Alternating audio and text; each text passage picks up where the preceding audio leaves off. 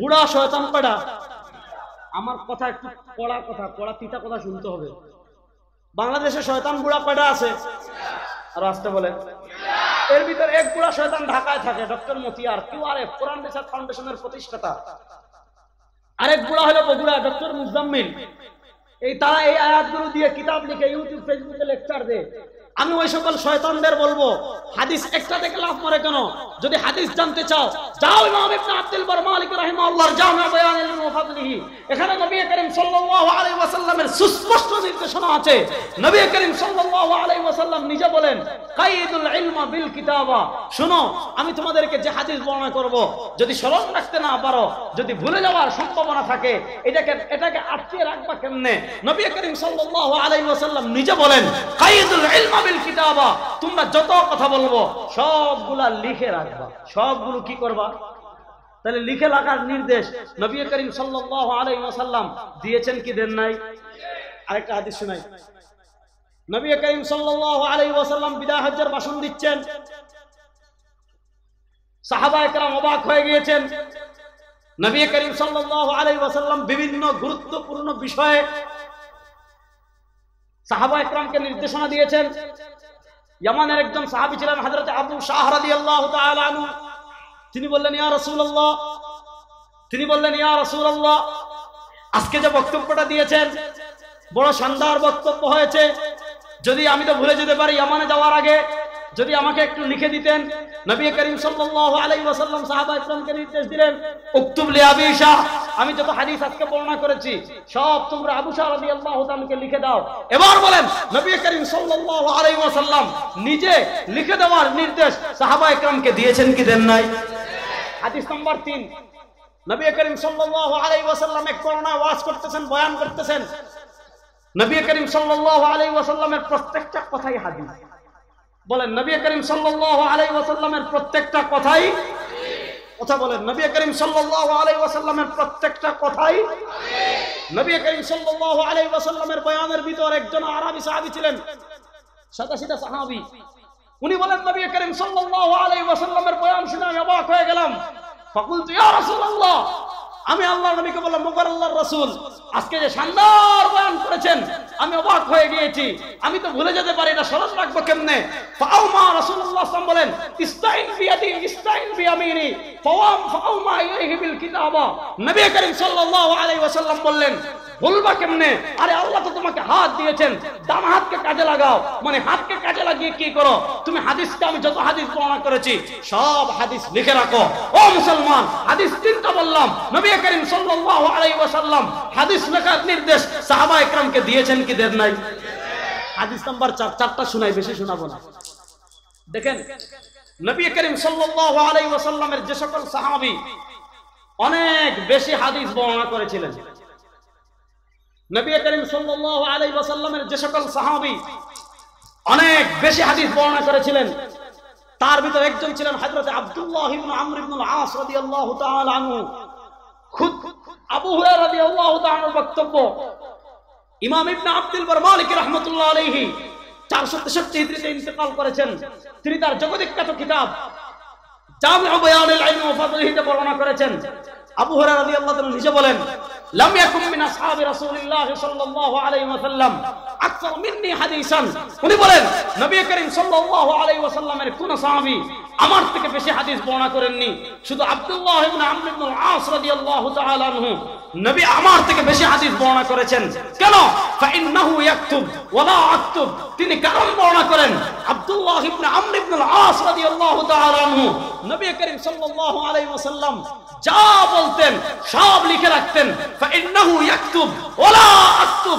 আবু হুরায়রা রাদিয়াল্লাহু তাআলা আনহু বলেন, হযরত আব্দুল্লাহ ইবনে আমর ইবনে আল-আস রাদিয়াল্লাহু তাআলা আনহু নবী করিম সাল্লাল্লাহু আলাইহি ওয়াসাল্লামের সব কথা লিখে রাখতেন, কিন্তু আবু হুরায়রা লিখতেন না। তাহলে আব্দুল্লাহ ইবনে আমর ইবনে আল-আস লিখতেন, আবু হুরায়রা রাদিয়াল্লাহু তাআলা লিখতেন না, হাদিস আসছে সুনানে আবু দাউদে, বড় শানদার হাদিস। হযরত আব্দুল্লাহ ইবনে আমর ইবনে আল-আস রাদিয়াল্লাহু তাআলা আনহু, এই হাদিসটা ইসমাতুল আম্বিয়া, নবী করিম সাল্লাল্লাহু আলাইহি ওয়াসাল্লাম যে নিষ্পাপ, এটার দলিল। হযরত আব্দুল্লাহ ইবনে আমর ইবনে আল-আস রাদিয়াল্লাহু তাআলা আনহু নবী করিম সাল্লাল্লাহু আলাইহি ওয়াসাল্লামের সাথে ছায়ার মতো লেগে থাকতেন, নবী করিম সাল্লাল্লাহু আলাইহি ওয়াসাল্লামের সাথে সব সময় থাকতেন। নবী করিম সাল্লাল্লাহু আলাইহি ওয়াসাল্লাম বাজারে কথা বললে আব্দুল্লাহ ইবনে আমর ইবনে আল-আস লিখে রাখতেন, মসজিদে কথা বললে লিখে রাখতেন, মরুভূমিতে কথা বললে লিখে রাখতেন, হেসে কথা বললে লিখে রাখতেন, রাগ করে কথা বললে লিখে রাখতেন, গভীর রাতে কথা বললে লিখে রাখতেন, আসরের পরেও কথা বললে লিখে রাখতেন, সব লিখে রাখতেন। কিছু মানুষ গিয়ে আপত্তি করলো, আতাকতুবু কুল্লা শাইইন ওয়ান নাবিয়্যু বাশারুন ইয়াতাকাল্লামু ফি হালাতির রিদা ওয়াল গাযব। ও আব্দুল্লাহ ইবনে আমর ইবনে আল-আস, তুমি সব কথা কেন লিখে রাখো? আতাকতুবু কুল্লা শাইইন, তুমি কেন সব লিখে রাখো? ওয়ান নাবিয়্যু বাশারুন, নবী করিম সাল্লাল্লাহু আলাইহি ওয়াসাল্লাম তো বাশার, ইয়াতাকাল্লামু ফি হালাতির রিদা ওয়াল গাযব। তিনি কখনো রাগে কথা বলেন, তিনি কখনো হেসে কথা বলেন, তিনি কখনো সন্তুষ্ট চিত্তে কথা বলেন, সব লিখে রাখার দরকার নাই। শুধু শরীয়তের বিধান বা হাদিস, মসজিদে হাদিস বর্ণনা করলে ওইটা লিখে রাখলা। আব্দুল্লাহ ইবনে আমর ইবনে আল-আস বলেন, আমি নবী করিম সাল্লাল্লাহু আলাইহি ওয়াসাল্লামের দরবারে গেলাম, গিয়ে বললাম, ইয়া রাসূলুল্লাহ ইন্নী আকতুবু কুল্লা শাইইন মা আসমাউ মিন। ও আল্লাহর নবী, আমি আপনার থেকে যা শুনি সব লিখে রাখি। কিছু মানুষ বলে, ইয়া রাসূলুল্লাহ, এই কিছু মানুষ আমাকে বলে, হে গো আল্লাহর রাসূল, সব কেন লিখো? এখন আমি কি করব বলেন? সব লিখবো না বাদ দিব? একবার পড়েন না সুবহানাল্লাহ। দেখেন নবী করিম সাল্লাল্লাহু আলাইহি ওয়াসাল্লাম আব্দুল্লাহ ইবনে আমর ইবনে আল-আস কে কি জবাব দেন? উক্তুব, সুবহানাল্লাহ পড়েন। ফাওয়াল্লাযী নাফসু মুহাম্মাদিন বিয়াদিহি, নবী করিম সাল্লাল্লাহু আলাইহি ওয়াসাল্লাম বলেন, আব্দুল্লাহ, আমি যা বলি, যে অবস্থায় বলি, যখন বলি সব লিখবা। আমি যা বলি, যখন বলি, যে অবস্থায় বলি সব লিখবা। কেন? ফাওয়াল্লাযী নাফসু মুহাম্মাদিন বিয়াদিহি, যার হাতে নবী মুহাম্মদ সাল্লাল্লাহু আলাইহি ওয়াসাল্লামের প্রাণ, সে সত্য নামে শপথ করে বলছি, লা ইয়াখরুজু মিন ফি ইল্লা হক। নবী মুহাম্মদ সাল্লাল্লাহু আলাইহি ওয়াসাল্লাম হেঁটে কথা বলেন না কেন, রাগ করে কথা বলেন না কেন, খুশি হয়ে কথা বলেন না কেন, বাজারে কথা বলেন না কেন, ঘরে কথা বলেন না কেন, মরুভূমিতে কথা বলেন না কেন, মসজিদে কথা বলেন না কেন, আমার নবীর সব কথা সত্য। দুনিয়ার সবার কথা মিথ্যে হতে পারে, আমার নবীর একটা কথাও মিথ্যে হতে পারে? আর আসতে বলে, আমাদের নবী করিম সাল্লাল্লাহু আলাইহি ওয়াসাল্লামের একটা কথাও মিথ্যে হতে পারে? এটা আকীদা, এটা আকীদা। নবী করিম সাল্লাল্লাহু আলাইহি ওয়াসাল্লামের একটা কথাও মিথ্যে হতে পারে? হাত তুলেন, হাত তুলেন, বলেন। নবী করিম সাল্লাল্লাহু আলাইহি ওয়াসাল্লামের একটা কথাও মিথ্যে হতে পারে? একটা কথাও মিথ্যে হতে পারে? নবী করিম সাল্লাল্লাহু আলাইহি ওয়াসাল্লামের সব সহিহ হাদিস সত্য। বলেন, নবী করিম সাল্লাল্লাহু আলাইহি ওয়াসাল্লামের সব সহিহ হাদিস। সুতরাং যারা বলবে নবীর হাদিস মানি না, নবীর হাদিস মানি না, নবীর হাদিস মানি না, নবীর কথাকে দলিল মানি না, নবীর আমলকে দলিল মানি না, নবীর মৌল সমর্থনকে দলিল মানি না, এরা আহলে কোরআন নামক কাফের বেঈমান মুশরিক। তাদের ঈমান, তাদের ঈমান। সুতরাং এ সকল মুরতাদ মুশরিকদের ব্যাপারে সতর্ক থাকার দরকার আছে না নাই? দেখেন, এই জাহিল বলেদেরা হাদিসকে দলিল মানে না, আবার হাদিস দলিল না এইটা প্রমাণ করার জন্য তারাই হাদিস দিয়ে দলিল দেয়। লা তাকতুবু আন্নী গায়রাল কোরআন ফামান কাতাবা আন্নী গায়রাল কোরআন ফালইয়ামহু। বলেন, এটা কি কোরআনের আয়াত না হাদিস?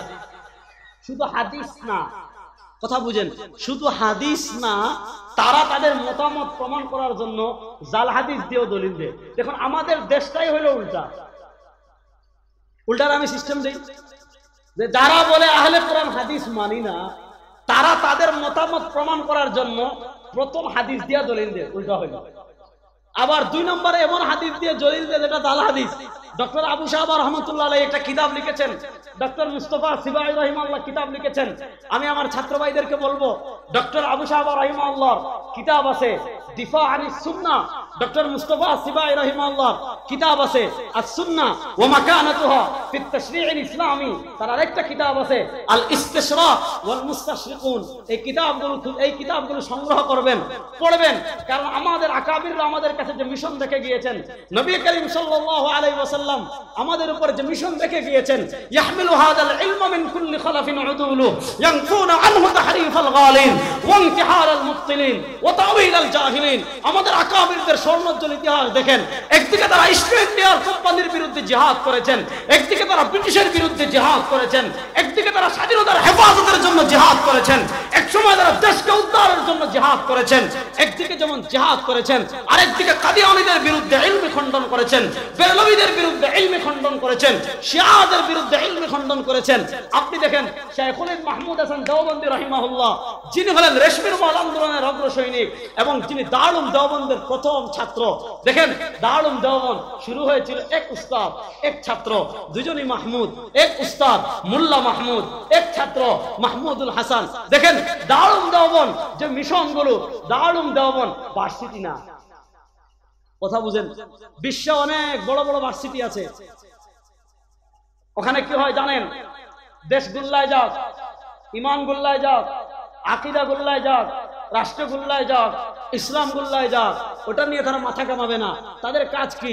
লাইব্রেরিতে বসবে আর কিতাব গবেষণা করবে, বড় বড় থিসিস লাগবে, লাইব্রেরিতে বসবে, বসে বসে থিসিস লিখবে, মশা কেমনে দূর করা যায়, মাছি কেমনে দূর করা যায়, এইটা কি করা যায়, ওইটা কি করা যায়, থিসিস লেখেন। আমি কাউকে খাটো করছি না, এগুলো হলো বর্তমান পৃথিবীর ভার্সিটি। রাষ্ট্রে কি করে এটা নিয়ে তারা মাথা ঘামাবে না, ইসলাম আছে না নাই এটা নিয়ে মাথা ঘামাবে না, আকীদা ঠিক আছে কিনা ওইটা নিয়ে মাথা ঘামাবে না, ফিরাকে বাতিলারা কোনো আগ্রাসন চালাচ্ছে কিনা ওইটা নিয়ে মাথা ঘামাবে না। না, ওইটার নাম দেওবন্দিয়ত না। দেওবন্দি চেতনা হলো মাহমুদ হাসান দেওবন্দি, দেওবন্দি চেতনা হলো কাসিম নানতবি, দেওবন্দি চেতনা হলো আনোয়ার শাহ কাশ্মীরি, দেওবন্দি চেতনা হলো শেখুল আরবি ওয়াল আজম সৈয়দ হুসাইন আহমদ মাদানী রাহিমাহুল্লাহ। তারা একদিকে তাসকিয়ার ময়দানে মেহনত করবে, আরেকদিকে জিহাদের ময়দানে মেহনত করবে, আরেকদিকে তাহরিকের ময়দানে মেহনত করবে, আরেকদিকে তাসদীকের ময়দানে মেহনত করবে। যেই দিকে যেই বাতিল আসবে সেই বাতিলের পাঁচ পাঙ্গা জবাব যারা দেয় তারাই উলামায়ে দেওবন্দ, সেটাই উলামায়ে দেওবন্দ। এই বৈশিষ্ট্য আপনি একমাত্র উলামায়ে দেওবন্দের ভিতর পাবেন, আর কারোর মধ্যে পাবেন না। আমাদের দেশে ওরে বাবা রে বাবা, লকবের ঠেলায় আপনি মানে খুঁজেই পাবেন না, লকবের ঠেলায় লকবের পিছে আপনি নামই খুঁজে পাবেন না। কিন্তু দেখেন রাষ্ট্রে যদি কিছু হয় কথা কয় না, আকীদা বিরোধী কিছু হলে কথা বলে না। এখন তো আরেক দল বের হয়েছে, এটা মুনাফিক। মুনাফিক আমাদের সমাজে আছে না নাই? হে মুনাফিকরা দেখেন কি করবে জানেন? তারা এখানে গবেষণা করছে কি নিয়ে জানেন? তাদের গবেষণার বিষয় হলো ওরে বাবারে বাবারে, ওরে বাবারে বাবারে, তালিবান তো আফগানিস্তানে বিজয় হয়ে গেল, এখন দেখি কোনোভাবে টেনে টুনে কোন সিস্টেমে দেখি তালেবানের আকীদায় শিরিক বের করা